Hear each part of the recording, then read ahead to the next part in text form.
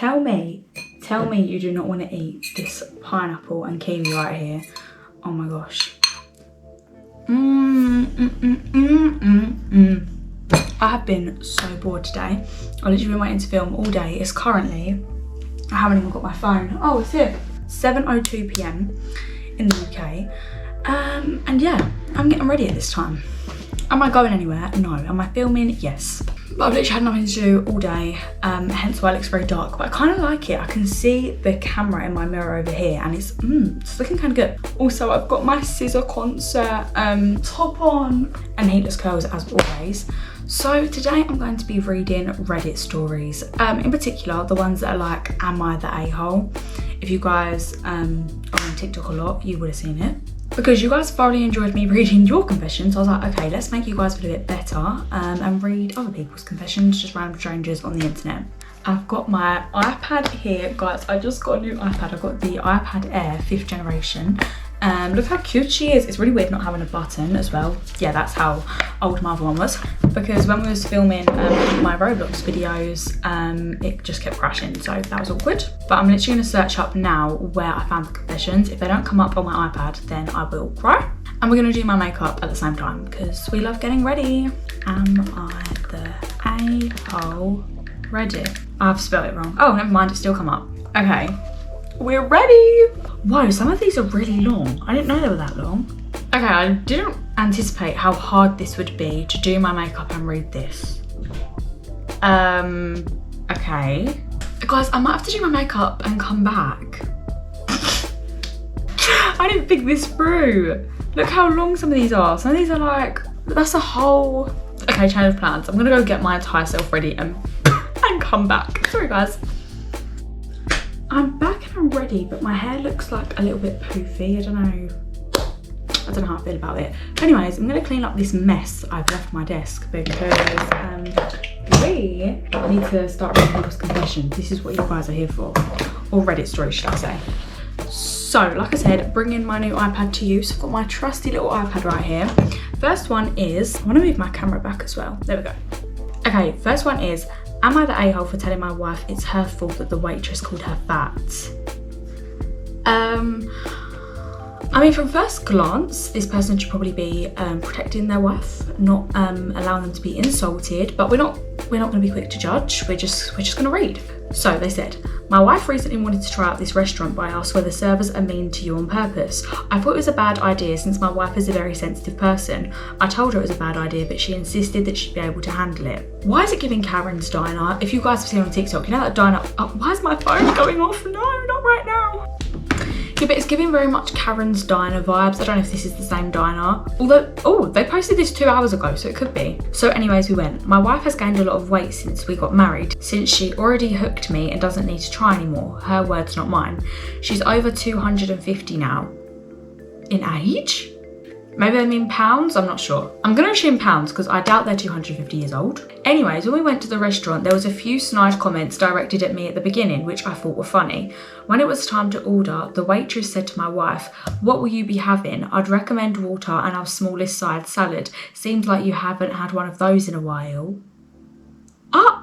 Gasped, flabbergasted. You would... I mean, I don't even know if it is Karen's Diner, but I know like they have to act the part, but like I just couldn't do it. Like my wife cried and immediately left the restaurant. She's been moping and crying for the last 2 days. I spent the last 2 days trying to comfort her, tell her I don't think she's ugly, etc. Today she kind of threw a fit and I snapped and I told her it's her fault that she's upset and she shouldn't have insisted we go there to begin with. I told her I'm done with the pity party and she can call me when she gets over it. Seems heated. The pyjama bottoms are back, by the way. I'm staying at my brother's house right now where I can actually relax and not have to walk on eggshells. It's been great. My wife and her family have been messaging me, calling me an a-hole, but my family thinks they're wrong. Am I the a-hole for telling my wife it's her fault that the waitress called her fat? I mean, there's a lot going on here because the thing is, he didn't say, because I thought this was going to go that he was basically going to say that the waitress, it's her fault that the waitress called her fat because of her weight, but he said it's her fault that the waitress called her fat because she insisted to go to the restaurant. And he hasn't said anything about her weight. I need to make a scale. Am I the a-hole? Am I not the a-hole? But what's in the middle? Partially an a-hole? I'm gonna say, no, we're not gonna do any half and half.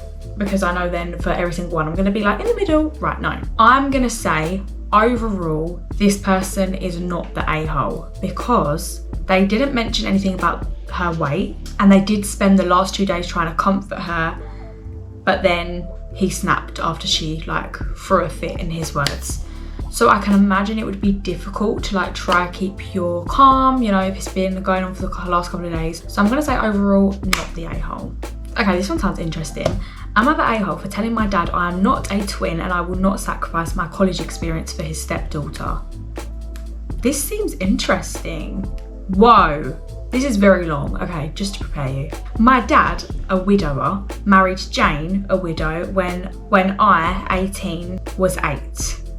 So his dad, who's a widow, married a widow when she was 8 years old, but she's now 18. Jane had a daughter, Lucy, who is 10 weeks younger than me. Because we were so close in age, my dad and Jane found it fun to call us twins and to jokingly talk about us as though we were a pair. Lucy and I got along okay at first, but she always had anxiety and mental health issues and latched onto me. She confessed to me a few times that she liked being called my twin because it meant we would always be together and I would have to always act like a big brother to her. She even told me she was glad that her dad died before she could get to know him because she knew I didn't love her or her mum, that wait, I'm lost. She even told me she was glad her dad died before she could get to know him because she knew I didn't love her or her mum and that my mum's death was the biggest reason. I used to find how she talked really weird. I tried to not let it come between us though. When we were 11 and 12, she told me to forget my mum existed and be glad that she died because it meant a bigger family. Okay, how can you just tell someone to forget that their mum died? I started to pull away from her. The reason she said it, she felt I should appreciate that having a bigger family with a sibling made me feel more secure. Her words really annoyed me and I lost all interest in trying to care about her then. I told Dad and Jane over the years that them calling us twins bothered me. They brushed it off. Sometimes Jane would act annoyed and maybe she was offended that it bothered me so much. It made me feel trapped. I said this in family therapy we all did when I was 15 and they were unhappy that I was ignoring Lucy by then and refusing to spend time with her as her siblings or friends. Family therapy was a bad word. I mean, so far, like even the fact that there's family therapy going on, like you was obviously going through something at that time, so it must have felt like a very lonely time if also your dad and his wife Jane wasn't being so supportive. I began counting down the days to graduation when I was 14, and the day of my graduation I moved out of state with my grandmum and granddad for the summer. I also changed my college plans without telling my dad, and I'll be going to community college and working. Lucy and I were meant to be going to the same college. She's moving out soon. She'll be living on campus. Lucy wanted to come stay with me for a while before and for me to help her adjust to life away from home. Dad asked me about it, and when I didn't reply to Lucy, I told him my grandparents would not let her live here and I don't want to leave. We argued over it. I revealed I had changed my college plans. He brought up the twin thing and sacrificing Lucy's college experience. I told him that I'm not a twin, never was a twin, and I'm not willing to sacrifice my college experience for her. I told him I don't care if this means she won't be able to make it through college. I'm not her keeper, I'm not her friend, and I'm not going to take responsibility for her. My dad and Jane are angry. Lucy sent me a long text asking why I pulled away from her and why I won't be the big brother she needs. Am I the a-hole? That was some family drama and a half. This is so complicated because it seems like Lucy and did they say what their name was? I don't think they did, but the person, the narrator of this, that they both needed people at different times. But I mean, after losing your mum and then someone who's also dealt with losing a parent tells you to forget that your mum died? I mean, I can see why that would make someone want to pull away from that person. I'm going to say overall you are not the a-hole because this is a very, very complicated situation. Also, even if you guys was actually biological twins, like you guys are entitled to do your own thing. And just because you're not going to the same college doesn't mean that you can't be there for her. Obviously, you won't be as in close connection, but you guys could still see each other and stuff if it wasn't that far, obviously. But yeah, I'm going to say overall, you are not the a-hole. These are so hard to screenshot, honestly. Am I the a-hole for not hiring my cousin to do my makeup at my wedding and using someone else? Ooh, some family drama. I, 26 female, recently got married and my cousin, Ava, 23 female, who is a makeup artist, offered to do the makeup for my bridal party. She quoted me a family discount rate of $40 per person, which was lower than her usual rates. While I appreciated her offer, I had to say no because it didn't fit within my budget. I found another MUA who charged $25 per person for much simpler makeup, which was more affordable for me and my bridesmaids. I booked this MUA and everything went well on my wedding day. However, today Ava texted me saying that some family members asked why I hired a different MUA instead of giving Ava the opportunity. Some of the family have texted me calling me for not supporting my younger cousin's business and making her feel awkward there. While I would have loved to support her, I didn't have the money to do so in my budget. I have seen her social media posts and I can see why she charges so much, but the makeup I wanted was much more natural and I couldn't justify Ava's prices for me and my 7 bridesmaids. I told Ava that I can't afford her makeup and she is calling me for not respecting the time and talent that goes into her hard work. ETA, I didn't ask Ava to price match. Her usual rates are $75 and asking her for a discount on top of what she quoted me seemed disrespectful. My husband and I are Mexican, so we got married in our hometown and I hired a local artist instead and tipped her on top of her rates and she was much cheaper. For me, honestly, I feel like this one is simple. Like, you're not the a-hole. Like, if it wasn't in your budget, then it wasn't in your budget. Obviously, I know she is your cousin and like, obviously, family is a very big thing, especially for like a big event like your wedding or something. But if you can't afford it, like, there's not much you can do. Plus, I completely get what you said as well. Like, she already gave you a family discount rate, so to ask her to go even lower, like, you can't do that. So no, you're not the a-hole. If it doesn't fit into your budget, like, unfortunately, that's just how it is sometimes. But $25, that's good. Oh my gosh. As well, the thing is, it's $40. Her cousin was charging $40 per person, so it's not like it was $40 for 7 bridesmaids. I mean, let's get the calculator up because I was always an English student. So you're talking £280 if she went with her cousin, but with the MUA that she went for, it was $175. Like, it's a big difference. So no, you are not the a-hole. Am I the a-hole for disregarding my friends' lists of baby names? Interesting. I'm 26, pregnant, and my boyfriend 29, and we're extremely happy. We've had similar age friends that have told us about the pregnancy. They were very happy for us, but one couple in particular hadn't even known about our pregnancy for more than 15 minutes before they gave us a list of 30 plus names we could absolutely not use under any circumstances. Normally, I'd be considerate about such a thing. We have family related names on our own list, and I understand how it could be heartbreaking to have someone else use it in front of you. However, their list more or less consisted of most used names from the last few years. I've asked them on multiple occasions if any of the names have some special significance to them, and every time they've said no, they simply just like them. You're trying to gatekeep 30 plus names and it has no significance to you? I don't know. We're expecting our baby in a few months, whereas this couple aren't even trying to make a baby and aren't planning on it for a few more years. You're telling me they're gatekeeping 30 baby names that have no significance to them just because they like them, and they're not even trying for a baby? But this woman is about to give birth in a few months. Like, what? They've been together way longer than my boyfriend and I and have been talking about baby names for the last 5 years. But as far as I've understood and I'm aware, their list constantly changes. So we've told them that we aren't going to go out of our way to pick a name from their list, but we also won't steer clear of them just because they like them. This has resulted in them calling us all sorts of names, and they've brought it up at family birthdays where we've been invited, where family takes their side. So am I the a-hole for disregarding their 30 plus list of common baby names when we pick our name? No. Also, why am I so low down? Does this chair go up any higher? I'm gonna have to sit on a pillow. No, you're not the a-hole, I'm sorry. They're trying to gatekeep 30 common baby names, aren't trying for a baby, not pregnant, aren't thinking of having kids in a couple years, and there's no significance to them just because they simply like the names. No. No, you're not the a-hole. I feel like, I don't know, would that one have controversy? No, I don't think it does. I think it's like, I just think that's clear. Like, I just can't relate to that one, I'm sorry guys. I just can't call them the a-hole. Am I the a-hole for embarrassing a co-worker in front of others? Interesting. I, 23 female, live with my mum. The reason being that a couple years ago, she got into an accident that led to her needing medical supervision. She has a service dog, but I feel better being close to her so I can help look after her. And it's not like I mooch off of her or anything. I pay rent and help out with groceries and other expenses. Sounds to a positive start. One of my co-workers I'm not close to but goes to the same church has found out about my living situation. He decided to confront me at work the next day. In front of a couple other co-workers, he said, "Hey, do you still live with your mum?" I simply replied, "Yes."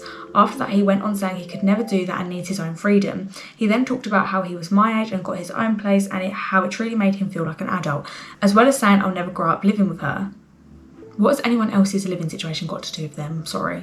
Now, I didn't need to worry about the opinions of other co-workers there because they happened to be close friends of mine and knew why I lived there, but I still felt like I needed to say something, so I replied with, well, your mother didn't get into a horrible accident resulting in her needing constant medical attention. He went, oh, well, that's different, then walked off. I don't even feel like you've embarrassed him. I feel like you just simply stated the facts and he couldn't handle it. I thought that was the end of it, but later I got an email from him saying that there was no need to embarrass him in front of everyone, and I could have explained my situation to him later or not have said anything at all. He said he was just explaining his experience and giving advice and had no intention of humiliating me, whereas I replied with the sole intention of humiliating him. Oh!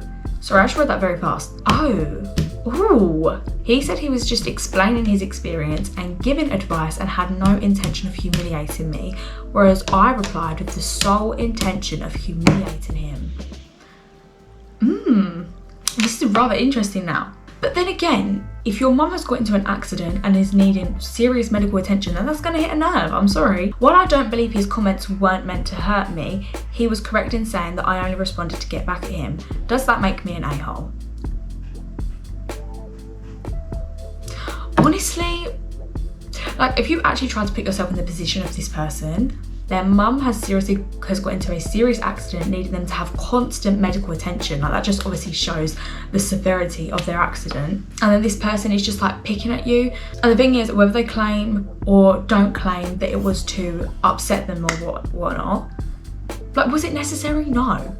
You didn't need to tell anyone, did you? This co-worker didn't need to stand there in front of all of his other co-workers. Like, if you genuinely wanted to give this person advice about their living situation and how it could change how they grow up or whatever he said, then why didn't you just talk to that person privately? You didn't need to stand there and say it in front of a ton of co-workers. So no, you're not the a-hole. Crazy.